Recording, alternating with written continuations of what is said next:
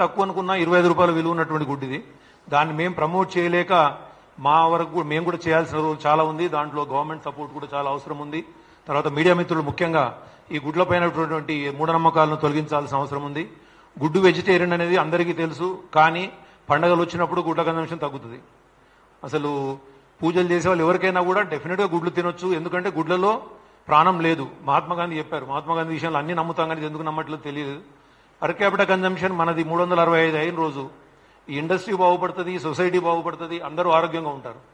నేను ప్రత్యక్షంగా రంగారెడ్డి డిస్టిక్లో 50 విలేజ్ల్లో, మన విలేజ్లోనే మన మెజారిటీ పాపులేషన్ ఉంది, పర్సనల్గా నేను వెళ్ళి సర్వే చేయడం జరిగింది. పిల్లల ఆరోగ్యం గురించి స్టడీ చేయడం జరిగింది. 65% స్టూడెంట్స్ గవర్నమెంట్ స్కూల్స్లో అండర్ వెయిట్ అంటే మీరు నమ్మలేరు. అసలు 25 ఉండాల్సిన వాళ్ళు 12 కేజీలు ఉన్నారు, 20 ఉండాల్సిన వాళ్ళు 10 కేజీలు ఉన్నారు. చాలా బ్యాడ్ సిచ్యువేషన్ ఇది. డెఫినెట్గా మనం చాలా సీరియస్ తీసుకోవాల్సిన అవసరం ఉంది.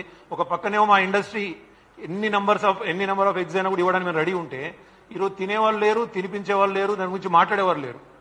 మూఢనమ్మకాలు ఎక్కువ సర్క్యులేట్ అవుతాయి మంచి విషయాల కంటే. డెఫినెట్గా మేము ఈ ఫోరంలో చెప్పేది ఒకటే, మీరు కన్జంప్షన్ పెంచడానికి మీరు మాకు సపోర్ట్ చేయండి. ఈ పోల్ట్రీ ఇండస్ట్రీ బాగుపడుతుంది, లక్షలాది మందికి ఉపాధి ఏర్పడుతుంది, మన ఆరోగ్యం బాగుపడుతుంది. స్పోర్ట్స్లో చూసినట్లయితే కూడా ఇండియాలో స్పోర్ట్స్ మెన్ సిటీ వరల్డ్ ప్రపంచంలో చూసినట్లయితే చాలా వెనుకబడి ఉన్నాము. ఈరోజు జపాన్ పర్ క్యాపిటల్ కన్జంప్షన్ సుమారుగా 360 గుడ్లు ఉంటాయి. మనం ఎందుకు తక్కువ తింటున్నాం అనే విషయం ఆలోచించాలా. తర్వాత ఈరోజు జపాన్ వాళ్ళ ప్లాన్ ఏంటంటే 360 నుంచి 700 తింటేనే ఇంతకన్నా మంచి ఆరోగ్యమైన ఫుడ్ లేదు, ఇంతకన్నా క్వాలిటీ కానీ ప్రైస్ కానీ చూసినట్టు ఇంతకన్నా బెటర్ ప్రోటీన్ లేదని చెప్పేసి వాళ్ళు 700 ప్రతి తలసరి వినియోగానికి వాళ్ళు టార్గెట్ చేశారు.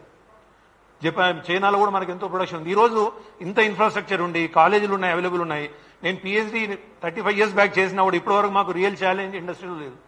క్వాలిటీ ఇవ్వడానికి మేము రెడీ ఉన్నాం, మన నాలెడ్జ్ ఉంది, మేము వర్క్ చేయడానికి రెడీ ఉన్నాం. కానీ కన్స్యూమర్ అడిగితేనే ఏదైనా వస్తుంది, డిమాండ్ చేస్తేనే సప్లై వస్తుంది, ఆ క్వాలిటీ పెరుగుతుంది. సీయింగ్ ఈజ్ బిలీవింగ్ అంటాము. మేము ఆల్వేస్ రెడీ ఉన్నాము. మిమ్మల్ని ఇండస్ట్రీ తరఫున మిమ్మల్ని తీసుకెళ్లి ఫార్మ్స్ చూపిస్తాము, ఎంత శ్రద్ధగా పెంచుతున్నాము. ఇంతకుముందు